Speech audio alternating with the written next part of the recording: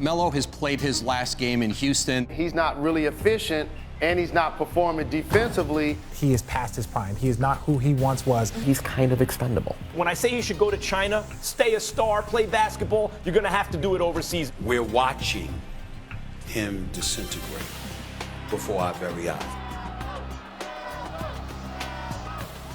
Perhaps the most fascinating aspect of Carmelo Anthony's career is the inability to define it after almost 20 years.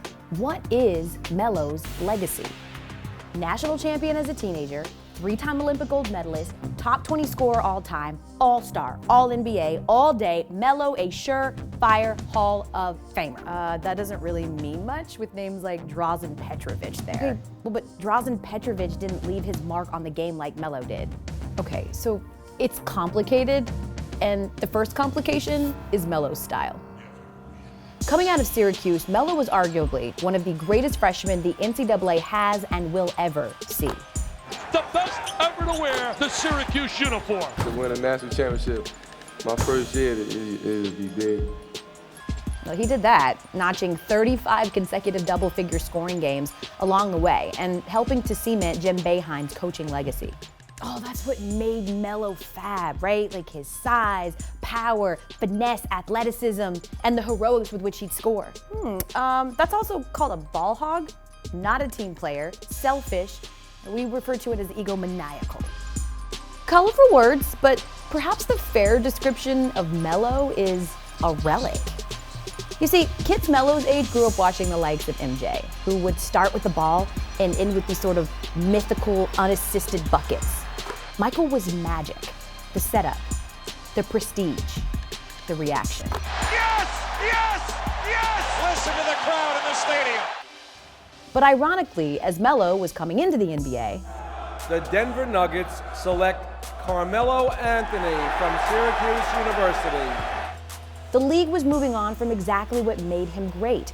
As one scouting report read, Melo was, quote, a dominant scorer who can freeze teammates out at times. To illustrate, the mid-range jumper, a product of an isolation-heavy style, is a staple of Melo's game. When he entered the league, a third of his shots came from the mid-range, but by his last year with the Knicks, it had ballooned to practically half of his offense. Meanwhile, ISO scorers were going out of style in the rest of the league, as rules changed and analytics revolutionized offensive tactics. So this was the trend in the rest of the NBA over that same time period. Melo's go-to move has basically been rendered obsolete. See, yet again, rules ruin a good thing. I mean, how is he supposed to just become a different player? That is totally unfair. Called adapting. If you can't do that, that's your problem, because you know who else grew up watching ISO ball? LeBron. You know what he did? Evolve. Good evening, ladies and gentlemen, and welcome to the NBA Draft. 2003 may go down as the draft class to end all draft classes. Chris Bosh, Dwayne Wade, Melo, yeah, that guy too. All top 5 picks, but all paling in comparison to the first player taken. The Cleveland Cavaliers select LeBron James. That's right, the chosen one. In hindsight, that worked out pretty well for Cleveland, but at the time, there were some who thought the Final Four's most outstanding player should be the #1 overall pick, not the high schooler out of Akron. Are you better than LeBron James? Should he be drafted? Oh, It's a legitimate question. I can't answer that question. Why? You know LeBron, you've seen him on TV, and like we all have. I don't want to compare my game with LeBron James' game. Smart play, young Melo, because there is no comparison. LeBron is generational.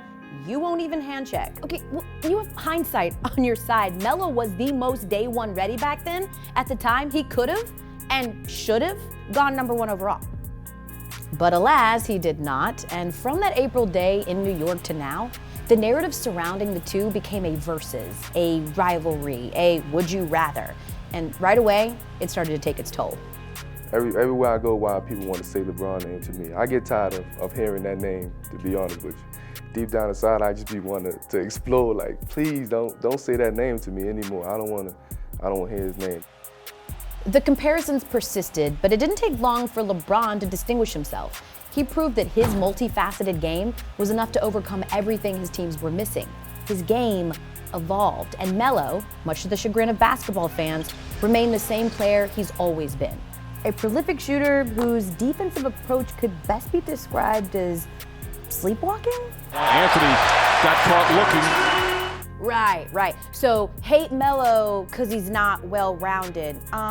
Dennis Rodman, Bill Russell, Ray Allen, also one-dimensional, only with those guys, we call them specialists. Yeah, and last I checked, those guys all have something that Melo does not have. Oh God, here we go, the titles debate.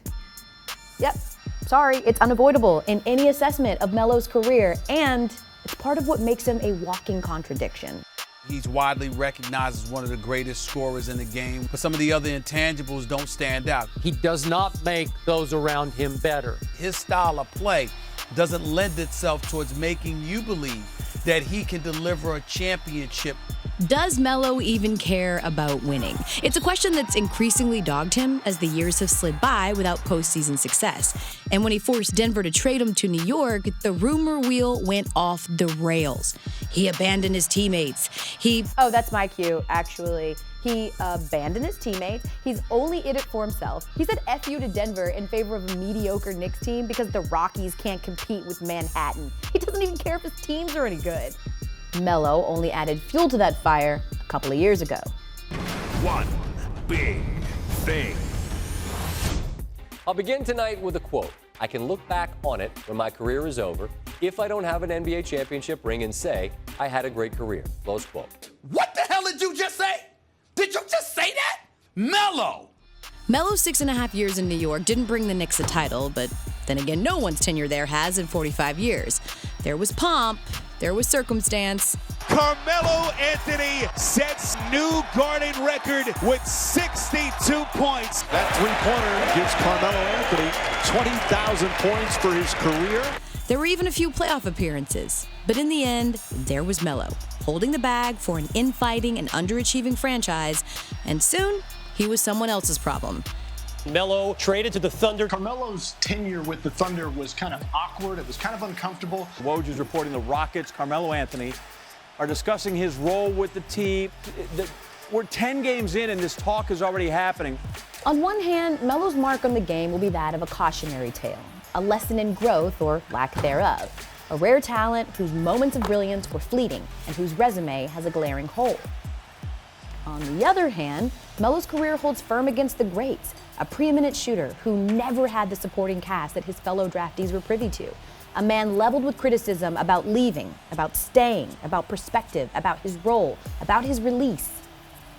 There are those who will say, he did this to himself, and others who will claim he's an unwitting whipping boy for the blame game faction. And they'll both be right.